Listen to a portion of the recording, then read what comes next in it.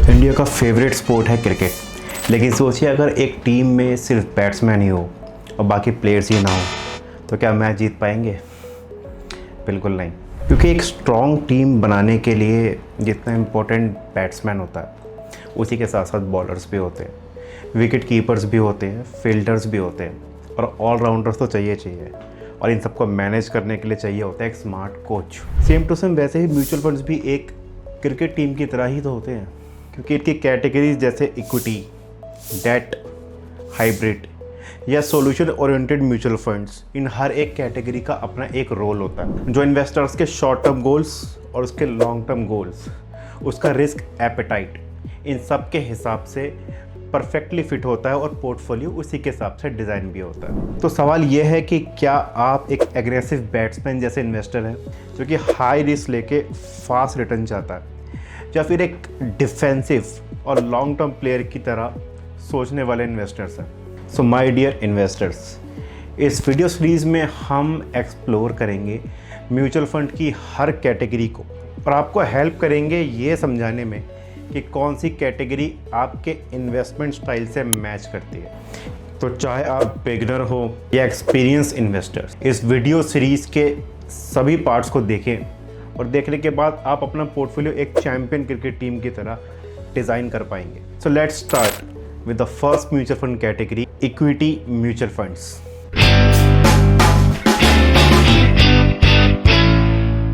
Don't forget to like and subscribe.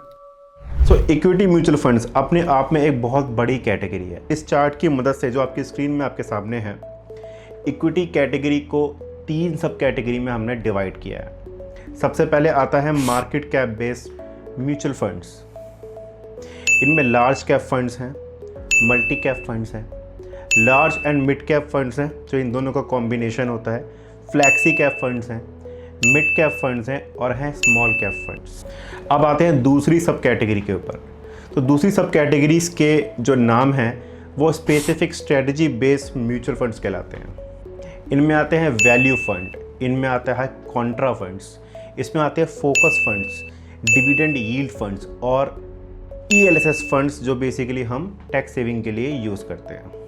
और इस segment की जो लास्ट कैटेगरी है, तीसरी कैटेगरी है, वो है थीम फंड, थीमेटिक फंड्स और सेक्टोरियल फंड्स, जिनमें वो म्यूचुअल फंड्स आते हैं जो एक सेक्टर को, एक बिजनेस को रिप्रेजेंट करते हैं और इसी की थीम के बेसिस पे ये डिज़ाइन भी किए जाते हैं। जैसे कि हो सकता है defence funds, infrastructure fund, FMCG funds, banking funds, IT funds etcetera.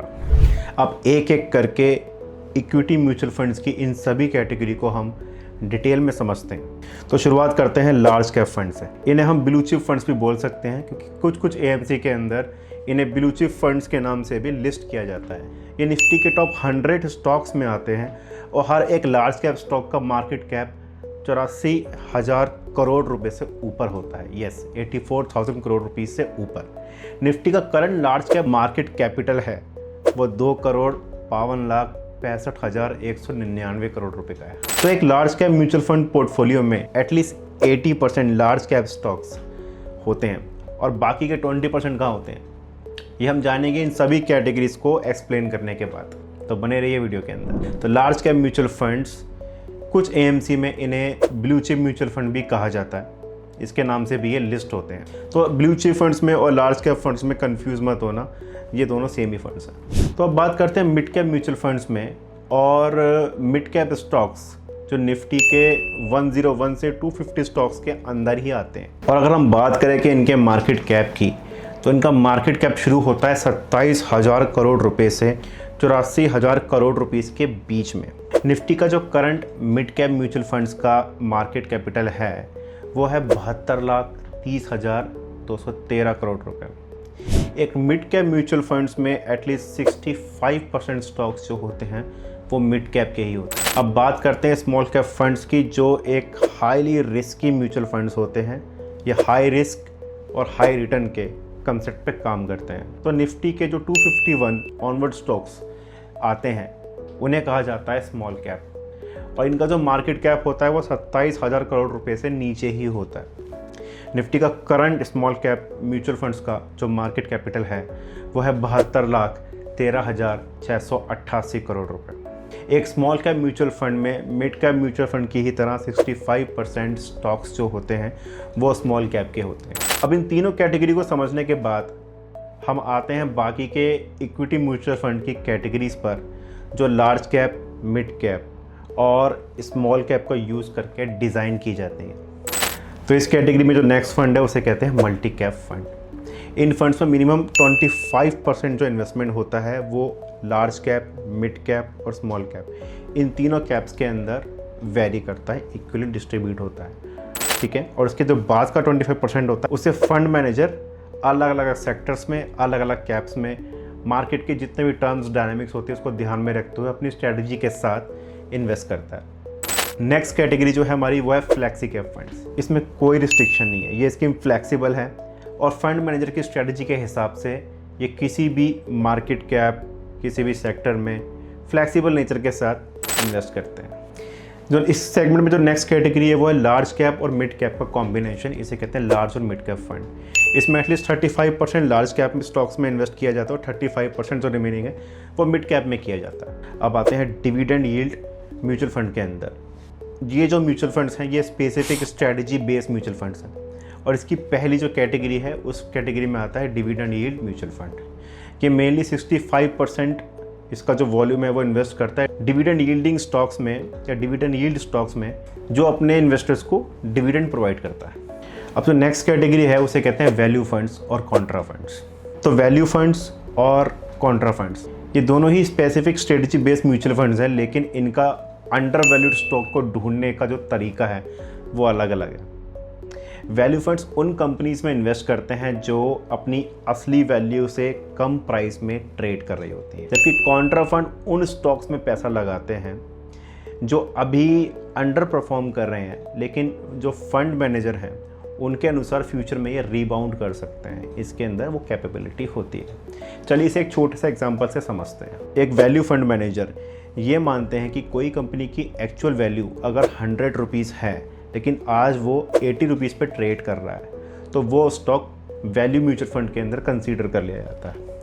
वहीं दूसरी तरफ जो कॉन्ट्रा म्यूचुअल फंड है उसके फंड मैनेजर ऐसी कंपनी में इन्वेस्ट करेंगे जो फिलहाल टेम्परेरी कुछ प्रॉब्लम फेस कर रही है, लेकिन फंड मैनेजर को ये लगता है कि फ्यूचर में वो रिकवर करेगी। इस कैटेगरी में जो नेक्स्ट म्यूचुअल फंड है उसे कहते हैं फोकस फंड्स, जो इन्वेस्ट करता है फोकस नंबर ऑफ स्टॉक्स में, जैसे कि मैक्सिमम 30 स्टॉक्स या फिर बॉन्ड्स में या इसी के सिमिलर डायमेंशन में, या मिनिमम 65% जो होता है वो इक्विटी मार्केट के अंदर इन्वेस्ट किया जाता है। इस कैटेगरी में जो हमारा नेक्स्ट म्यूचुअल फंड है वो आता है सेक्टोरियल फंड और थीम फंड। ये बहुत ही रिस्की फंड होते हैं क्योंकि ये अपने स्कीम का 80% जो होता है एटलीस्ट ये इन्वेस्ट करता है पर्टिकुलर सेक्टर में या थीम में। आपने सुना होगा कि कुछ म्यूचुअल फंड लॉन्च होते हैं डिफेंस के नाम से, ओके, जो सिर्फ डिफेंस के स्टॉक्स को ही रिप्रेजेंट कर रहे हैं, या इंफ्रास्ट्रक्चर के नाम से, या एग्रीकल्चर के नाम से, या पावर के नाम से। तो होता क्या कि इन म्यूचुअल फंड्स में किसी एक ही सेक्टर के ऊपर हमेशा ध्यान दिया जाता है और अगर गवर्नमेंट की ऐसी कोई पॉलिसी आती है या फॉरेन पॉलिसी के कारण उस पर्टिकुलर सेक्टर पर इफेक्ट पड़ता है तो या तो सारे के सारे स्टॉक्स डूबते हैं या फिर वो ऊपर जाते हैं। तो एक हाईली रिस्की कैटेगरी है म्यूचुअल फंड्स की जो इक्विटी के अंदर आती है। इस कैटेगरी में जो लास्ट फंड्स हैं जो हमेशा हमारे इन्वेस्टर्स अपना टैक्स बचाने के लिए यूज़ करते हैं उसे कहते हैं ELSS, equity linked saving scheme, जहां एटलीस्ट 80% इन्वेस्टमेंट स्टॉक्स में ही की जाती है। अब जैसा कि आपने नोटिस किया होगा कि इन सभी कैटेगरी में अलग अलग म्यूचुअल फंड्स एक स्पेसिफिक मार्केट कैप में या तो 80% या 65% या 35% का ही अलोकेशन कर रहे हैं। तो जो बचा हुआ पोर्शन है वो कहाँ जाता है, तो इसका डिसीजन फंड मैनेजर लेता है। जो रिमेनिंग इन्वेस्टमेंट है इसको ये डिफरेंट कैटेगरी में, डिफरेंट मार्केट कैप में लगाता है और जो भी इनकी स्ट्रेटजी होती है एक पर्टिकुलर फंड को परफॉर्म करने के लिए, कंपटीशन को बीट करने के लिए, उसी के अनुसार फंड मैनेजर इसके लिए डिसीज़न लेते हैं। और ये जो सारी इन्फॉर्मेशन है ये म्यूचुअल फंड की जो स्कीम डॉक्यूमेंट्स होते हैं उसके अंदर आपको मिल जाती है। तभी कहा जाता है कि Mutual fund investments are subject to market risks. Read all scheme related documents carefully. अब इस फंड्स का जो 3 साल का रिटर्न है वो आपकी स्क्रीन पर आपके सामने है इसे इवैल्यूएट करने के लिए। चलिए बात करते हैं इस वीडियो के बोनस पॉइंट के बारे में जो है रिस्क, रिटर्न पोटेंशियल और वोलेटिलिटी का। जो ये समझने में हमें मदद करता है कि कौन सी कैटेगरी आपके इन्वेस्टमेंट स्टाइल से मैच करती है। जी हाँ, देखिए इस चार्ट को ये बताता है कि जैसे जैसे आप हाई रिस्क कैटेगरी की तरफ जाते हैं वैसे वैसे रिटर्न पोटेंशियल भी बढ़ता है, लेकिन साथ में वोलेटिलिटी यानी उतार चढ़ाव भी ज़्यादा होती है। सबसे लेफ्ट में है लार्ज कैप फंड्स। ये सबसे स्टेबल होते हैं, तभी इन्हें ब्लू चिप फंड भी कहा जाता है। ये स्लो चलते हैं, धीरे चलते हैं, लेकिन हाँ आपको एक कंसिस्टेंट ग्रोथ देते हैं। इसमें रिस्क भी कम होता है, साथ साथ मॉडरेट रिटर्न्स को अज्यूम किया जाता है। और ये आइडल होते हैं कंजर्वेटिव इन्वेस्टर्स के लिए, या जो लोग मार्केट में बिल्कुल नए आए हैं, उन्हें अभी किसी फंड्स की नॉलेज नहीं है, तो वो इंडेक्स फंड या ब्लू चिप फंड से अपना म्यूचुअल फंड इन्वेस्टमेंट जर्नी को शुरू कर सकते हैं। इसके बाद अगर हम रिस्क में आगे बढ़ते हैं तो आपको शो होगा वैल्यू फंड और Contra fund, dividend yield fund, flexi cap funds और ELSS फंड्स। इसमें थोड़ा ज़्यादा पोटेंशियल होता है और रिस्क भी लार्ज कैप से थोड़ा ज़्यादा ही होता है। नेक्स्ट हम आगे बढ़ते हैं फोकस फंड्स पे, लार्ज और मिड कैप फंड्स पे और मल्टी कैप फंड्स पे। ये मिड लेवल के इन्वेस्टर्स के लिए अच्छे होते हैं जो थोड़ा सा एक्स्ट्रा रिटर्न चाहते हैं और साथ साथ इसका रिस्क भी थोड़ा बढ़ जाता है। तो नेक्स्ट स्टेप में आपको आता है मिड कैप फंड्स। या रिस्क और रिटर्न ये दोनों बढ़ जाते हैं और लॉन्ग टर्म के लिए इस कैटेगरी को काफ़ी रिवॉर्डिंग माना जाता है। हम नेक्स्ट आगे बढ़ते हैं स्मॉल कैप में। ये कंप्लीट हाई रिस्क और हाई रिटर्न है। ये सिर्फ उन इन्वेस्टर्स के लिए है जो लॉन्ग टर्म में मार्केट में फुल पोटेंशियल कैप्चर करना चाहते हैं। अगर आप 1 या 2 साल के विजन से आ रहे हैं तो कभी इस कैटेगरी में ना एंटर करें। और फाइनली सबसे लास्ट में सबसे राइट में आता है थीम फंड, सेक्टोरियल फंड। ये सबसे रिस्की फंड्स होते हैं क्योंकि एक पर्टिकुलर एक सेक्टर के ऊपर ये काम करते हैं, उसी सेक्टर पे बेट लगती है और डिपेंड करता है कि वो सेक्टर अगले 5 साल 10 साल में क्या परफॉर्म कर रहा है। अब इस वीडियो का जो बॉटम लाइन है वो ये है कि जैसे जैसे रिस्क आगे बढ़ता है वैसे वैसे रिटर्न का पोटेंशियल भी बढ़ता है, पर लॉसेस का चांस भी बढ़ता है। अगर आप अपने इन्वेस्टमेंट में लॉन्ग टर्म के गोल्स के साथ आए हैं तो आप यहाँ पे सक्सेस कर सकते हैं, लेकिन अगर आपका 1 या 2 साल का ही विज़न है तो ये कैटेगरी आपके लिए नहीं है। अपने इन्वेस्टमेंट गोल्स और टाइम हॉरिजन और रिस्क एपेटाइट के हिसाब से फंड की कैटेगरी को चूज़ करना ही सबसे ज़्यादा समझदारी होती है। और एक स्मार्ट इन्वेस्टर का रूल जो बहुत सिंपल है कि रिस्क को समझो और फिर रिटर्न के लिए प्लान करो। तो इस वीडियो में हमने डिटेल्स में समझा कि इक्विटी म्यूचुअल फंड्स की सब कैटेगरीज क्या क्या हैं, उनसे जुड़े रिस्क क्या हैं, उसका रिटर्न पोटेंशियल क्या है, और इसके बारे में हमने काफ़ी डिटेल में बात भी करी। अब मिलते हैं इस सीरीज़ के नेक्स्ट पार्ट में जहां हम बात करेंगे डेट म्यूचुअल फंड्स की। वीडियो कैसा लगा कमेंट करके हमें ज़रूर बताएं, और अगर आप अपना म्यूचुअल फंड अकाउंट ओपन करना चाहते हैं तो डिस्क्रिप्शन बॉक्स में दिए गए लिंक पर अपना अकाउंट को साइन अप करके सीधा आप मुझसे जुड़ सकते हैं और वहां से आप अपने एग्जिस्टिंग पोर्टफोलियो को भी रिव्यू करा सकते हैं। तो इस अपॉर्चुनिटी को बिल्कुल भी मिस मत कीजिए। तो मिलते हैं अगले वीडियो में, तब तक के लिए हैप्पी इन्वेस्टिंग।